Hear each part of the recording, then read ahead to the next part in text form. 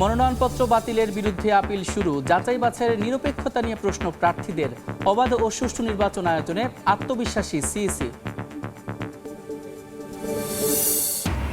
একাত্তর বিরোধী শক্তিকে ঠেকাতে তারেক রহমানের ভূমিকা চান বামপন্থীরা। সবাইকে নিয়ে দেশ গড়ার প্রত্যয় বিএনপির। ভোটের মাঠে প্রশাসনের একপাক্ষিক আচরণ দেখছে এনসিপি। এবং চট্টগ্রামের সীতাকুণ্ডে শিপইয়ার্ডে ডাকাত দলের হানা। নিখোঁজের একদিন পর সাগর থেকে 2 নিরাপত্তা কর্মীর খণ্ডিত লাশ উদ্ধার।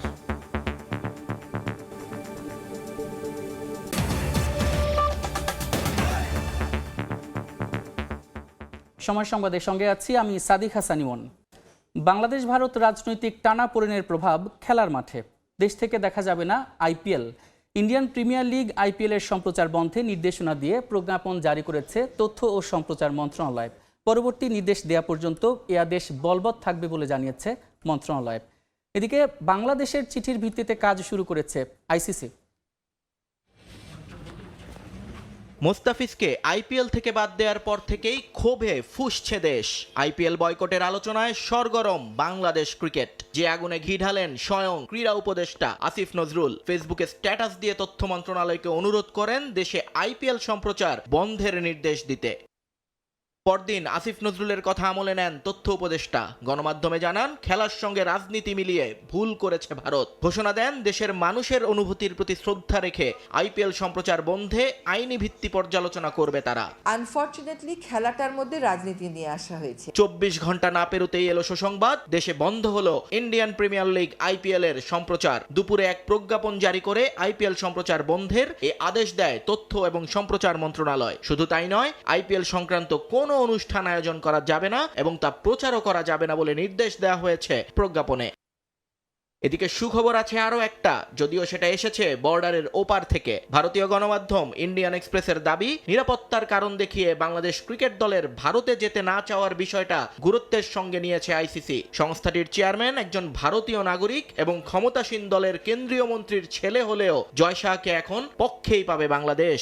কারণ আইসিসির আইন অনুযায়ী কোনো দেশের সরকার নিরাপত্তার কারণে ভিন্ন দেশে টিম পাঠাতে না চাইলে সেটাকে আমলে নিতে বাধ্য সংস্থাটি। এক্সপ্রেসের খবর, ইতোমধ্যে আইসিসির কর্মকর্তাদের বিশ্বকাপের নতুন সূচি করতে নির্দেশ দিয়েছেন জয় শাহ। বাংলাদেশের দাবি মানলে পাকিস্তান এবং বাংলাদেশ দুদলের জন্যই শ্রীলঙ্কাতে সব ম্যাচ আয়োজন করতে হবে বিসিসিআইকে। শুধু তাই নয়, কোন দল ফাইনালে উঠলে সে ম্যাচটাও ভারত থেকে সরিয়ে লঙ্কা দ্বীপে নিয়ে আসতে হবে তাদের। নিয়ন মোহাইমিন, সময় সংবাদ। দর্শক, এ ব্যাপারে আরও জানাতে আমাদের সঙ্গে যুক্ত হয়েছেন সহকর্মী নিয়ন মোহাইমিন। নিয়ন মোহাইমিন, আপনাকে স্বাগত। ধন্যবাদ। আমরা যেমনটি দেখছিলাম, ভারত এবং বাংলাদেশের রাজনৈতিক প্রভাব কিন্তু এখন খেলার মাঠে। সামনে রয়েছে, যদি বলি, টি-20 বিশ্বকাপ রয়েছে সামনে মাসে, তারপরে রয়েছে আইপিএল 26 মার্চে শুরু হওয়ার কথা। সম্প্রতি যে তথ্যটি এসেছে সেটা মুস্তাফিজকে আসলে আইপিএল থেকে বাদ দেওয়ার ইস্যুতেই কিন্তু সেটি হয়েছে। এবং বাংলাদেশে তথ্য ও সম্প্রচার মন্ত্রণালয় জানিয়েছে বাংলাদেশে আইপিএল সম্প্রচার করা হবে না। তো এই বিষয়ে নিয়ে আসলে আপনার মতামত কি, আপনার কাছ থেকে জানতে চাই, এটার আসলে সর্বশেষ তথ্য কি আছে? আপনি আসলে যে তথ্যটা দিয়েছেন এটা একেবারে লেটেস্ট তথ্য। তবে এটার একটু যদি আমরা ব্যাক স্টোরিটা জেনে আসতে চাই, যদি আমার দুটো কার্ড আছে, আমরা যদি একটু দেখে আসি আসলে এই ইস্যুটা আসলে ক্রিয়েট হলো কি করে। মানে হঠাৎ করে বাংলাদেশের ক্রিকেটে আসলে বিপিএল চলছিল, বাংলাদেশ ক্রিকেট বোর্ড এক ধরনের আলোচনায় ছিল, কিন্তু সবকিছু মিলিয়ে হঠাৎ করে এই ইস্যুটা সামনে আসবার কোনো কারণ ছিল না। সামনে বিশ্বকাপ, আমাদের বিশ্বকাপ দল ঘোষণা হয়েছে গতকাল, কিন্তু তার আগের দিন আমরা দেখেছিলাম মূলত যে শনিবার মোস্তাফিজকে আইপিএল থেকে সরিয়ে দেওয়ার নির্দেশ দেয় ভারতীয় ক্রিকেট বোর্ড। তারা তাদের রাজনৈতিক পরিস্থিতির কথা বলে, যে তাদের ওখানে দীর্ঘদিন ধরে একটা আন্দোলন চলছিল, সেই আন্দোলনের কারণে বারবার বলা হচ্ছিল যে বাংলাদেশে যে ধরনের ঘটনা ঘটছে, সংখ্যালঘু নির্যাতনের একটা ধোঁয়া তারা তুলছিলেন, যে এই ব্যাপারটিকে তারা আন্দোলনের ইস্যু তৈরি করেছে এবং তারা বলেছে মোস্তাফিজকে কোনো অবস্থাতেই কেকেআরে যেন খেলতে দেয়া না হয়। তো সেই জায়গাটাতেই শেষ পর্যন্ত ভারত সরকার পিছু হটে এবং সেই আন্দোলনের সেই দাবিটা মেনে নিয়ে তারা কেকেআরকে যখন নির্দেশনা দেয়, বিকেলের মধ্যেই আমরা দেখলাম যে কেকেআর মুস্তাফিজকে বাদ দিয়ে তাদের স্কোয়াডটা নতুন করে ঘোষণা করলো। স্বাভাবিকভাবেই এটার একটা আফটার এফেক্ট বাংলাদেশে পড়লো, ক্ষোভে ফুঁসে উঠলো সমর্থকরা, বাংলাদেশ ক্রিকেট বোর্ডে সেটার একটা প্রভাব পড়লো। আমরা জানি যে এই মুহূর্তে বিপিএল চলছে, ক্রিকেট বোর্ডের সব মেম্বাররা তারা সিলেটে অবস্থান করছেন। তো সেই জায়গায় সেটা নিয়ে একটা আলোচনা শুরু হয়। 24 ঘন্টার মধ্যে বাংলাদেশ ক্রিকেট বোর্ডে দুটো জরুরি বৈঠক হয়। দুটো বৈঠকের একটাই আলোচনার বিষয় ছিল যে কি করে এটাকে আসলে জবাব দেয়া হবে। মানে সব বাংলাদেশের ক্রিকেট হিস্ট্রিতে আমরা কখনোই, আমাদের এই ক্রিকেট কূটনীতিতে আমরা কখনো আসলে আগ বাড়িয়ে কারোর সঙ্গে কোনো ধরনের কনফ্রন্টেশনে যাইনি। এই প্রথমবার বাংলাদেশ সেটা করেছে এবং সেটা সরাসরি বাংলাদেশ গতকাল রোববার মোস্তাফিজ ইস্যুতে যখন নড়ে চড়ে বসবার পর বিশ্বকাপে ক্রিকেটারদের নিরাপত্তা শঙ্কার কথা জানিয়ে একটা চিঠি দিয়েছে আইসিসিকে এবং সরাসরি বাংলাদেশ বলেছে যে বাংলাদেশ ভারতে তাদের টিম পাঠাবে না। কেন পাঠাবে না? যে মোস্তাফিজ একজন ক্রিকেটার, তাকে যদি ভারত নিরাপত্তা দিতে না পারে এবং নিরাপত্তা দেওয়ার কথাটা স্বীকার করে, সেখানে আমার 15 জন ক্রিকেটার থাকবেন, আমার কোচিং স্টাফে আরো 10 জন থাকবেন, আমার দেশ থেকে দর্শক যাবেন, সাংবাদিকরা যাবেন, তাদের নিরাপত্তার ব্যাপারটা বিসিবিকে ভাবতে হচ্ছে, বাংলাদেশ সরকারকে ভাবতে হচ্ছে। তাই বাংলাদেশ সরকার স্ট্যান্ড নিয়েছে আমরা কোনো অবস্থাতেই ভারতে যাব না এবং আইসিসিকে আমরা এটা জানিয়েছি যে আমাদেরকে বিকল্প ভেন্যুর ব্যবস্থা করে দেয়া হোক। আমাদের 4টি ম্যাচ ছিল বিশ্বকাপে, প্রথম ধাপে চারটি তো ভারতে হওয়ার কথা, 3টি কলকাতা এবং 1টি মুম্বাইয়ে। আমাদের 4টি ম্যাচকে আমরা সরিয়ে নেবার জন্য একটা আবেদন করা হয়েছে আইসিসিকে এবং আইসিসি পরবর্তীতে গতকাল আমরা জানি যে সেটা পাবলিক হলিডে ছিল রোববার, আজ প্রথম ওয়ার্কিং ডে। আমরা যতটুকু এখন পর্যন্ত জানতে পেরেছি আইসিসি সেটা নিয়ে কাজ করেছে, করা শুরু করেছে। আমরা জানি যে আইসিসির প্রেসিডেন্ট কিন্তু একজন ভারতীয়, তিনি বর্তমান ক্ষমতাসীন সরকার বিজেপি সরকারের স্বরাষ্ট্রমন্ত্রী অমিত শাহর ছেলে জয় শাহ, তিনি এই মুহূর্তে আইসিসির চেয়ারম্যান। তো এইখানে হয়তোবা বাংলাদেশের সঙ্গে একটু টানাপোড়েন হতে পারে, তবে ইতিহাস বলছে আইসিসি যেহেতু একটা ক্রিকেটের নিয়ন্ত্রক সংস্থা এবং আন্তর্জাতিক সংস্থা, তারা কিছু রুলস রেগুলেশন এবং আইনের মাধ্যমে চলে এবং সেই আইনটা যদি বলবৎ থাকে এবং সেই আইনটা যদি মেনে চলা হয়, তাহলে বাংলাদেশ যে দাবিটা জানিয়েছে সেই দাবিটা না মানার কোনো কারণ নেই আইসিসির। জি জি জি। তো নিয়ন, যেটা বলছিলাম যে আসলে ওই যে নিরাপত্তার ইস্যু নিয়ে বলছেন যে মুস্তাফিজুর রহমান যে বলছেন যে একজনের নিরাপত্তা যদি না দিতে পারে তাহলে বাংলাদেশের সাংবাদিক যারা আছেন এবং ক্রিকেটার যারা যাবেন তাদের সকলের নিরাপত্তা আসলে কিভাবে দেখা হবে এবং এই বিষয়টিকেও আইসিসি কিভাবে দেখছে যে ভারতে আসলে নিরাপত্তার সংকট তৈরি হলো কিনা। নিরাপত্তা আমরা যদি ভারতের পার্সপেক্টিভ থেকে একটু বলি, যে ভারতের অনেক সাংবাদিকদের সঙ্গে আমার কথা হয়েছে ব্যক্তিগতভাবে, অনেকের সঙ্গে আমার পরিচয় আছে, তাদের সঙ্গে যখন কথা হয়েছে তারা প্রত্যেকেই বলছেন যে তোমরা ভুল করছো, কারণ তোমাদেরকে ভারতের প্রয়োজন হবে বা ভারতেরও আবার তোমাদেরকে প্রয়োজন হবে, কারণ সামনে আমাদের বছর একটা এশিয়া কাপ আছে, সামনে একটা নারী বিশ্বকাপ আছে, এরপর একটা আইসিসির ওয়ানডে ওয়ার্ল্ড কাপ আমরা ভারতের সঙ্গে যৌথভাবে আয়োজন করবার একটা পরিকল্পনা রয়েছে। সেই জায়গাগুলোতে যদি ভারত এখন একটু মোচড় দিয়ে বসে যে আমরা তোমাদের সঙ্গে আলোচনায় যাব না, আমরা তোমাদের সঙ্গে আয়োজনে যাব না, সেক্ষেত্রে বাংলাদেশেরই ক্ষতি হবে। কিন্তু বাংলাদেশের পার্সপেক্টিভ থেকে চিন্তা করলে আসলে দিনের পর দিন ক্রিকেটটাকে যেভাবে ভারত নিজেদের কুক্ষিগত করছিল, বিশেষ করে বিসিসিআই আইসিসি সবকিছু আসলে মিলেমিশে একাকার হয়ে গেছে। সবাই দুষ্টামি করে বলেই যে আইসিসি আসলে ইন্টারন্যাশনাল ক্রিকেট কাউন্সিল না, এটা ইন্ডিয়ান ক্রিকেট কাউন্সিল। তো সেই জায়গাটা থেকে কাউকে না কাউকে আসলে জবাবটা দিতে হতো, ভারতকে বোঝাতে হতো যে যেই দাদাগিরিটা চলছে ক্রিকেটে সেটা আসলে এভাবে চলতে পারে না। দিনের পর দিন পাকিস্তান একা এটাকে জবাব দিয়ে আসছিল, হাইব্রিড ওয়ার্ল্ড কাপ এভাবেই হচ্ছিল এবং বাংলাদেশ এখন দ্বিতীয় দেশ হিসেবে এই জবাবটা দিল। এখন দেখা যাক শেষ পর্যন্ত আইসিসিটা মানে কিনা এবং হাইব্রিডে যায় কিনা এই পুরো ব্যাপারটা। নিয়ন, এই বিষয়ে আমাদের হাতে আরো তথ্য আছে, তো আরো তথ্য জানতে আমরা সহকর্মী সাজিদ মুস্তাহিদের কাছে চলে যাচ্ছি।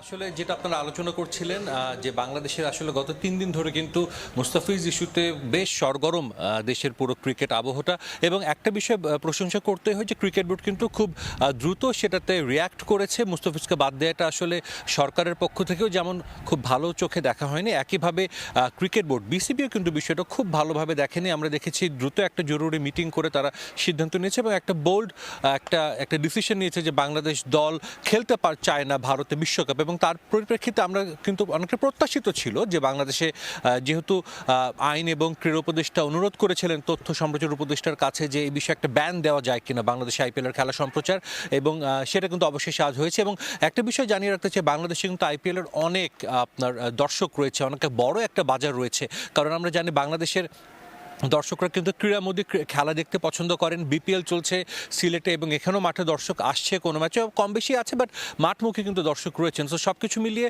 আইপিএলেরও কিন্তু অনেক দর্শক ছিল এবং আইপিএল কিন্তু এটা কাজে লাগাতে পারতো। তারা কিন্তু আসলে বিষয়টাকে তারা একটু রাজনৈতিকভাবে চিন্তা করেছে, কূটনৈতিকভাবে বিষয়টা চিন্তা করেছে, তারা ক্রিকেটিং পার্সপেক্টিভ থেকে কিন্তু দেখেনি। কারণ যদি মুস্তাফিজ খেলতেন, মুস্তাফিজকে রেকর্ড পরিমাণ দামে কিনেছে কলকাতা নাইট রাইডার্স, অবশ্যই বাংলাদেশের অনেক অনেক অনেক ক্রিকেট সমর্থক কিন্তু টিভি স্ক্রিনের দিকে তাকিয়ে থাকতো বা তাদের মোবাইল ফোনে ডিজিটাল প্ল্যাটফর্মে কিন্তু তাকিয়ে থাকতো মুস্তাফিজের খেলা দেখার জন্য। মুস্তাফিজকে বাদ দেওয়ার জন্য কিন্তু বাদ দেওয়ার ফলে আসলে একটা বড় বাজার হারিয়েছে এবং যে বাংলাদেশে এই বাজারটা কিন্তু গ্রো করে দিয়েছিলেন একজন সাকিব আল হাসান। আপনি জানেন যে সবার আগে মাশরাফি বিন মুর্তুজাও কিন্তু আসলে বাংলাদেশ থেকে আইপিএল খেলেছেন, সাকিব টানা কয়েক বছর খেলেছেন এবং সেটার প্রেক্ষিতে কিন্তু আসলে আমরা দেখেছি যে বাংলাদেশে আইপিএল একটা বড় বাজার রয়েছে। বাংলাদেশে যে সম্প্রচার বন্ধ করা হবে, সবশেষ মৌসুমে 2টি চ্যানেলে কিন্তু সম্প্রচার করা হয়েছিল।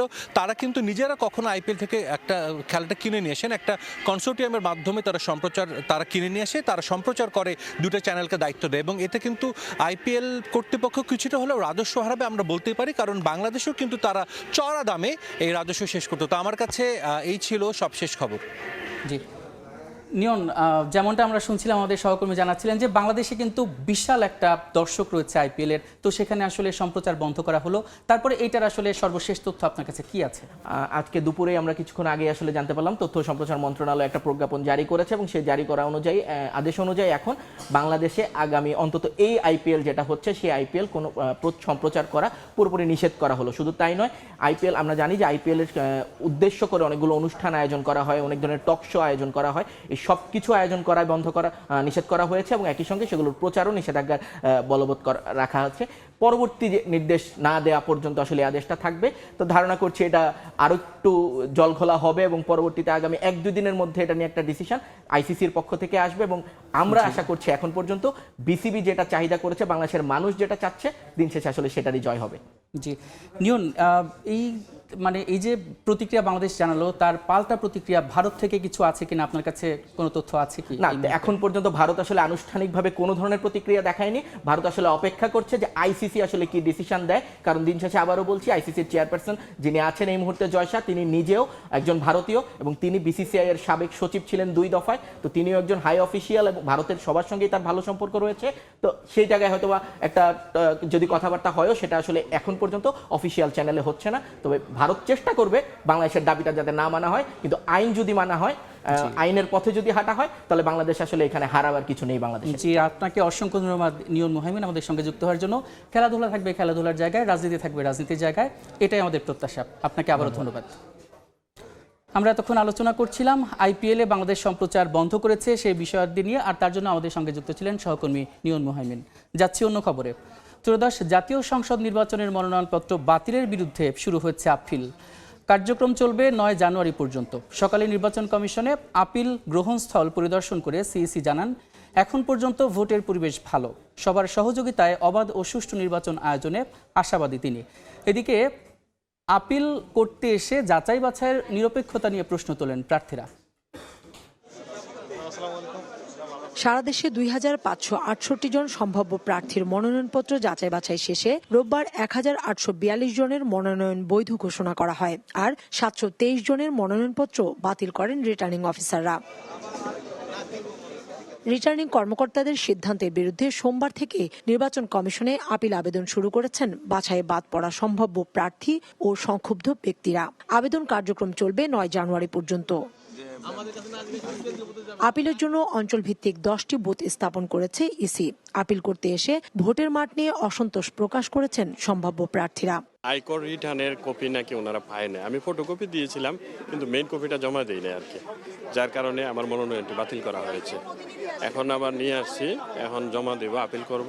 আমি ওনাকে রিকোয়েস্ট করেছি যে স্যার এই সংবিধানই যদি মানি, সংবিধানে তো অন্যান্য ধারাতে মানবতা আছে, তো আমাকে একটু মানবিক দৃষ্টিতে দেখান। 10 জন প্রার্থী ছিলাম, এর মধ্যে 5 জনকেই বাতিল করা হয়েছে এবং কঠোরভাবে। এখানে আমাদের 5 জনের মধ্যে কাউকে মানবতা দেখানো হয়নি। ইসির নিরপেক্ষতায় আপিলে প্রার্থীদের ফিরে পাওয়ার আশার কথা জানান আবেদনকারীরা। হলফনামায় যে তথ্য একটা ছিল আমার নামে কোনো মামলা আছে কিনা, চলমান আছে কিনা, বা এই জায়গাটা আমি শূন্য করে রেখেছি, এখানে কোনো হানা আমি বলি নাই, এই ত্রুটিতে আমাকে বাতিল করা হয়েছে। তো এটার জন্য আমাকে আপিলের সুযোগ দেওয়া হয়েছে। আমি আশা করি আপিলটা গ্রহণ হলে আমি আমার মনোনয়নটা পেয়ে যাব। তবে বাধা এবং হামলায় কারো অভিযোগ আপিলে থাকলে তা আমলে নেবে কমিশন। কোনো একটা নির্দিষ্ট কারণকে তো ব্যাখ্যা করা সম্ভব না, বা আমরা বলে দিচ্ছি না যে রেস্ট্রিক্ট করছি না যে এর বাইরে আমরা আপিল নেব না। আপিল করতে পারেন, সংক্ষুব্ধ ব্যক্তি যে কোনো বিষয়ে আপিল করতে পারেন। আমরা কাগজটা নেব, পরীক্ষান্তে সিদ্ধান্ত দেওয়া হবে। এদিকে সকালেই আপিল গ্রহণস্থল পরিদর্শন করেন প্রধান নির্বাচন কমিশনার। শেষ পর্যন্ত নির্বাচনের পরিবেশ ভালো থাকবে বলে জানান তিনি। যখন নমিনেশন ফাইল করে অনেক লোক গিয়ে হাজির হয়, রিটার্নিং অফিসারের ওখানে অনেক একটু ভিড় হয়, কিন্তু it will all be over ইনশাল্লাহ। আমরা এখনো কনভিন্সড যে আমরা একদম একটা ফেয়ার অ্যান্ড ক্রেডিবল ইলেকশন ইনশাল্লাহ দিতে পারবো, চিন্তা করবেন না, সবার সহযোগিতা নিয়ে ইনশাল্লাহ। আপিল শেষে 10 থেকে 18 জানুয়ারি পর্যন্ত শুনানি চলবে। 19 জানুয়ারি থাকছে প্রার্থিতা প্রত্যাহারের সুযোগ। 20 তারিখ প্রতীক বরাদ্দের পরদিন থেকে প্রচার চালাতে পারবেন প্রার্থীরা। কাউসারা চৌধুরী কুমু, সময় সংবাদ, ঢাকা। সময় সংবাদে আরও থাকছে, উত্তরের হিমেল হাওয়া আর ঘন কুয়াশায় ব্যাহত স্বাভাবিক জীবনযাত্রা। 12 জেলার ওপর দিয়ে বইছে শৈত্যপ্রবাহ। হাসপাতালে বেড়েছে শিশু রোগীর চাপ। ৭১-এর বিরোধী শক্তিকে ঠেকাতে তারেক রহমানকে ভূমিকা রাখার আহ্বান জানিয়েছে গণতান্ত্রিক যুক্ত ফ্রন্ট। দুপুরে বিএনপির ভারপ্রাপ্ত চেয়ারম্যানের সঙ্গে বৈঠক শেষে বের হয়ে এমনটা জানান জোটের শীর্ষ নেতা বজলুর রশিদ ফিরোজ। বেলা 11:30টায় গুলশান কার্যালয়ে আসেন বিএনপির ভারপ্রাপ্ত চেয়ারম্যান তারেক রহমান। এ সময় সমবেদনা জানাতে আসেন সিপিবি ও গণতান্ত্রিক যুক্ত ফ্রন্টের নেতারা। তারেক রহমানের সঙ্গে সাক্ষাৎ শেষে গণতান্ত্রিক যুক্ত ফ্রন্টের সমন্বয়ক বজলুর রশিদ ফিরোজ বলেন, 24-এর গণ অভ্যুত্থান পরবর্তী বাংলাদেশে নতুন পরিস্থিতি ও সুযোগ তৈরি হয়েছে। সরকার ও বিরোধী দল মিলে দেশ গড়তে চান তারেক রহমান। 24-এর গণ অভ্যুত্থানের পরে একটা নতুন পরিস্থিতি, নতুন একটা সুযোগ আমাদের সামনে তৈরি হয়েছে। সেই সুযোগকে আমাদের কাজে লাগাতে হবে। তার জন্যে যারা সরকারে থাকবে, যারা বিরোধী দলে থাকবে, সবাই মিলেই দেশটাকে সামনের দিকে অগ্রসর করে নিতে হবে, সেই আশাবাদ উনি ব্যক্ত করলেন। নির্বাচনকে কেন্দ্র করে প্রশাসনের আচরণ একপাক্ষিক হলে নির্বাচনেরই কোনো প্রয়োজন নেই বলে মন্তব্য করেছেন এনসিপির দক্ষিণাঞ্চলের মুখ্য সংগঠক হাসনাত আবদুল্লাহ। সকালে ওসমান হাদির কবর জিয়ারত শেষে সাংবাদিকদের একথা বলেন তিনি। এনসিপির মুখ্য সমন্বয়ক নাসিরউদ্দিন পাটোয়ারিও অভিযোগ করেন, প্রশাসন বিএনপির দিকে হেলে পড়েছে।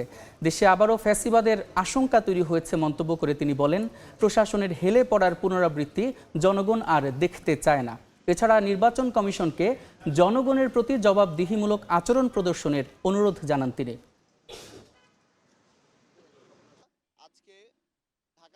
খালেদা জিয়া শুধু বিএনপির নয়, বাংলাদেশের সকল মানুষের। কিন্তু খালেদা জিয়াকে ব্যবহার করে কেউ যদি নির্বাচনী ফায়দা হাসিল করতে চায়, এটা বাংলাদেশে সঠিক না।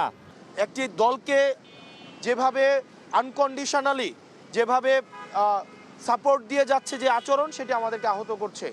এভাবে যদি চলতে থাকে তাহলে এই সরকারি অর্থ অপচয় করে এই নির্বাচনের কোনো প্রয়োজন নেই। চট্টগ্রামে শিপইয়ার্ডে ডাকাত দলের হামলার নিখোঁজের একদিন পর সাগর থেকে 2 নিরাপত্তা কর্মীর খণ্ডিত লাশ উদ্ধার করা হয়েছে।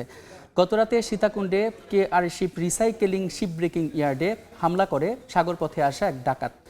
তাদের হামলায় আব্দুল খালেক ও সাইফুল ইসলাম নামে 2 নিরাপত্তা কর্মী নিহত হন। আজ সকালে সাগর থেকে তাদের ক্ষতবিক্ষত মরদেহ উদ্ধার করে পুলিশ। তাদের গ্রামের বাড়ি গাইবান্ধায়।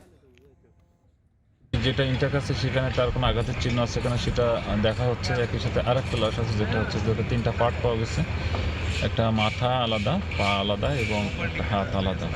তো এটা কি কারণে হলো আসলে তদন্ত করার আগ পর্যন্ত এ সম্পর্কে কোনো মন্তব্য আমরা করতে পারতেছি না। সময় সংবাদে আরও থাকছে, ম্যানহাটনের ফেডারেল আদালতে হাজির করা হচ্ছে মাদুরো ও তার স্ত্রীকে। মাদক ও অস্ত্র চোরাচালান মামলায় হবে বিচার। ভেনেজুয়েলায় মার্কিন অভিযানে নিহত 80। কক্সবাজারে গহীন পাহাড় থেকে আগ্নেয়াস্ত্র ও গুলি তৈরির বিপুল সরঞ্জাম উদ্ধার করা হয়েছে, তবে কাউকে আটক করা সম্ভব হয়নি। পুলিশ জানায়, কক্সবাজারের রামু উপজেলার ঈদগড়ের আবু আহমদ গুনা ফাতেমা ছড়া নামক গহীন পাহাড়ে অবৈধভাবে আগ্নেয়াস্ত্র তৈরি করা হচ্ছে এমন খবরে ভোরে অভিযান চালানো হয়।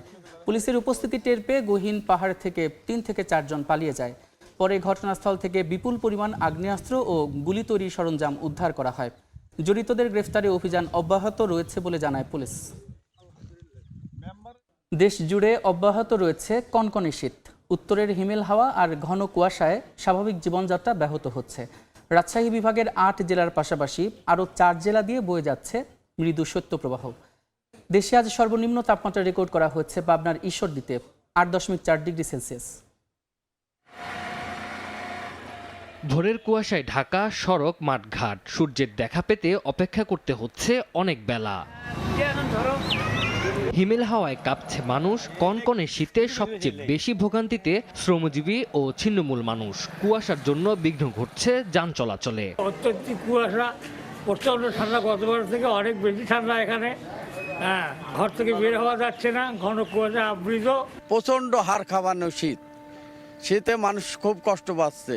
ঘন কুয়াশায় প্রতিদিনই পাটুরিয়া, দৌলদিয়া, আরিচা, কাজিরহাট এবং দাওয়াপাড়া, নাজিরগঞ্জ নৌ রুটে 8 থেকে 10 ঘন্টা বন্ধ থাকছে ফেরি চলাচল। এতে দুর্ভোগ পোহাচ্ছেন পরিবহনের যাত্রী ও চালকেরা। প্রচুর কুয়াশার কারণে ফেরি চলছে আবার চলছে না, সবাই আর কি খুব দুর্ভোগের ভিতরে আছে, যাত্রীরা, মহিলারা, বাচ্চারা। কুয়াশা হলে ফেরিওয়ালারা কি করবে, স্টাফরা প্রচন্ড হাড় কাঁপানো শীতের ভেতর খুব কষ্ট হচ্ছে আমাদের। সোমবার দেশের সর্বনিম্ন তাপমাত্রা রেকর্ড করা হয় পাবনার ঈশ্বরদীতে 8.4 ডিগ্রি সেলসিয়াস। আবহাওয়া অফিস জানিয়েছে, দিনাজপুর, যশোর, চুয়াডাঙ্গা, কুষ্টিয়া জেলা সহ রাজশাহী বিভাগ দিয়ে মৃদু শৈত্যপ্রবাহ বয়ে যাচ্ছে। এদিকে কনকনে ঠান্ডায় মাদারীপুরের হাসপাতালগুলোতে বেড়েছে রোগীর চাপ। বেডের তুলনায় দ্বিগুণ রোগী ভর্তি হাসপাতালে। বেশি জটিলতায় শিশু ও বৃদ্ধরা। প্রতিদিন 1.5 থেকে 2,000 মানুষ চিকিৎসা নিচ্ছেন হাসপাতালে। তানজিল হাসনাত, সময় সংবাদ। এনইআইআর সিস্টেম স্থগিত, ব্যবসায়ীদের ওপর হামলা ও মামলা প্রত্যাহার সহ নানা দাবিতে মানববন্ধন করেছেন মোবাইল ব্যবসায়ীরা। সোমবার দুপুরে বসুন্ধরা সিটির সামনে পরিবারের সদস্যদের সঙ্গে নিয়ে মানববন্ধন করেন তারা। এ সময় গতকালের কর্মসূচিতে হামলার ঘটনার নিন্দা জানান ব্যবসায়ীরা। একই সঙ্গে আটককৃতদের মুক্তিরও দাবি জানানো হয়। মোবাইল ফোন আমদানিতে শুল্ক হার আরও কমানো, পুরনো ফোনের ব্যবসার সুযোগ সহ অন্যান্য দাবি মেনে না নেওয়া হলে আন্দোলন অব্যাহত রাখার ঘোষণা দেন মোবাইল ফোন ব্যবসায়ীরা। দেশের বাইরের খবর। যুক্তরাষ্ট্রের নিউ ইয়র্কের ব্রুকলিনের বন্দি শিবিরে আছেন ভেনেজুয়েলার প্রেসিডেন্ট নিকোলাস মাদুরো। মাদক ও অস্ত্র চোরাচালান মামলায় সোমবার ম্যানহাটনের ফেডারেল আদালতে হাজির করা হবে মাদুরো ও তার স্ত্রীকে। এদিকে মাদুরোর চেয়েও বড় মূল্য দিতে হতে পারে ভেনেজুয়েলার ভাইস প্রেসিডেন্ট ডেলসি রদ্রিগেজকে, এমন কড়া হুঁশিয়ারি দিয়েছেন মার্কিন প্রেসিডেন্ট ডোনাল্ড ট্রাম্প। মার্কিন হামলায় মাদুরোকে নিরাপত্তা দিতে গিয়ে দলের বড় অংশ নিহত হয়েছে বলে দাবি করেছেন ভেনেজুয়েলার প্রতিরক্ষা মন্ত্রী। উদ্ভূত পরিস্থিতিতে সব পক্ষকে শান্ত থাকার আহ্বান জানিয়েছে ইউরোপীয় ইউনিয়ন। এ পর্যায়ে শীর্ষ সংবাদগুলো জানিয়ে দিচ্ছে আরেকবার। মনোনয়নপত্র বাতিলের বিরুদ্ধে আপিল শুরু, যাচাই বাছাইয়ে নিরপেক্ষতা নিয়ে প্রশ্ন প্রার্থীদের। অবাধ ও সুষ্ঠু নির্বাচন আয়োজনে আত্মবিশ্বাসী সিইসি। এবং ৭১ বিরোধী শক্তিকে ঠেকাতে তারেক রহমানের ভূমিকা চান বামপন্থীরা। সবাইকে নিয়ে দেশ গড়ার লক্ষ্য বিএনপির।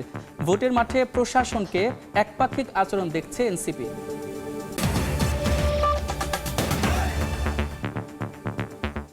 এই ছিল বিকেল ৩টার সময় সংবাদে। এরপর আন্তর্জাতিক সময় নিয়ে আসছে কিছুক্ষণ পর। সঙ্গে থাকুন সময়ের।